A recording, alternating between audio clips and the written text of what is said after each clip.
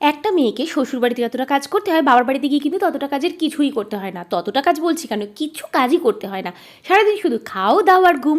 সেই সময় যে ভাবি যে বাবার বাড়িতে যখন যাবো এবারে অনেকগুলো ভিডিও বানিয়ে ফেলবো, কারণ বাড়িতে থাকলে তো সেভাবে সময় পাই না। কিন্তু বাবার বাড়িতে গিয়ে কার ভিডিও বানানোর কথা মনে থাকে ভাই? আমারও মনে থাকে না, একদম ইচ্ছেই করে না। যেদিন কোলাঘাট গিয়েছিলাম সেদিন ছিল কার্তিক পুজো, সবার ছিল নেমন্তন্ন, কিন্তু মা বাপি ভাইরা আমার জন্য কিন্তু ভালো মন্দ খাবার আনতে ভোলেনি। এবং সেদিনকে গিয়েও পৌঁছেছিলাম অনেকটা রাত্রে। তারপরের দিন আবার আমরা রাত্রিবেলা বেরিয়ে পড়েছিলাম খাওয়া দাওয়া করতে একটা নতুন রেস্টুরেন্টটা আমার কাছে একদম নতুন, কারণ কোলাঘাটে গিয়ে কোনোদিনও এই রেস্টুরেন্টে আমি যাইনি। রেস্টুরেন্টের নাম পার্বণ। আর কোলাঘাটে গেলে তো আমার পুরনো বাড়িতে দেখা না করলে হয়, তাই আমি প্রত্যেকবারের মতো এবারেও চলে গেছিলাম জেঠিমার বাড়ি কাকিমার বাড়ি দেখা করতে। মা বলেছিল দুপুরবেলা সেরমভাবে না ঘুমোতে, তাড়াতাড়ি যেন আমি চলে যাই।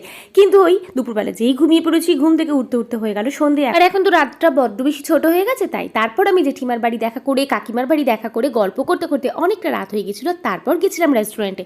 তখন রেস্টুরেন্ট অলমোস্ট ফাঁকা হয়ে গেছিলো।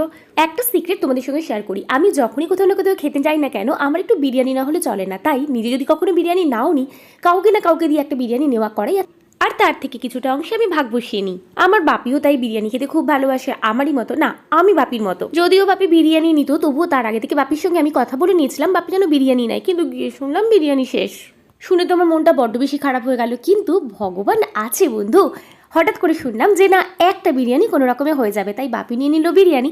বাস আমার বিরিয়ানি তো হয়ে গেল পাক্কা। আর আমরা প্রথমে তন্দুরি বা বাটার নান অর্ডার করেছিলাম, কিন্তু তন্দুরি বা বাটার নানও ছিল না, তাই আমরা নিয়ে নিয়েছিলাম রুমালি রুটি, বাটার তড়কা, বাটার নান আর কড়াই চিকেন। আমরা সবাই মিলে একটু গল্প করতে করতে আর আড্ডা মারতে মারতে সেই সঙ্গে একটু আধটু ভিডিও বানাতে বানাতেই আমাদের খাবার এসে হাজির। দেখো ভাই এখন খাবার সার্ভ করছে, বাপির বিরিয়ানি কিন্তু এখনো পর্যন্ত এসে হাজির হয়নি। এখানের খাবারের দামটা খুব একটা বেশি কিন্তু বলে আমার মনে হয়নি, আর খাবারগুলো ছিল বেশ টেস্টি। আমার বরের তন্দুরিটাই পছন্দের, যেহেতু তন্দুরি ছিল না তাই রুমালি রুটিও একদমই খেতে পছন্দ করে না, তাই নিয়ে নিয়েছিল হাতে শাঁকা রুটি। দেখো বাপির বিরিয়ানিও এসে হাজির। আর এরপর ছিল জমিয়ে খাওয়া দাওয়া। এরপর পেট পুড়ে খাওয়া দাওয়া করে বাড়ির পথে। আর বাড়ি আসার সময় কিন্তু একটা সমস্যা তৈরি হয়েছিল, কারণ এতটাই রাত হয়ে গিয়েছিল একদম টোটো পাওয়া যাচ্ছিল না। আর ভাইয়ের কাছে ছিল একটাই মোটর সাইকেল, তাই প্রথমে ঠিক হলো দুবার ধরে ভাই আমাদেরকে নিয়ে যাবে, কিন্তু যাই হোক শেষ পর্যন্ত একটা টোটো পেলাম। আর টোটোয় করে টোটোর জন্য অপেক্ষা করতে করতে আমি বানিয়েছিলাম আর একটু রিলস। আর তারপর বাড়িতে। চলো আজকের মতো ভিডিওটা এত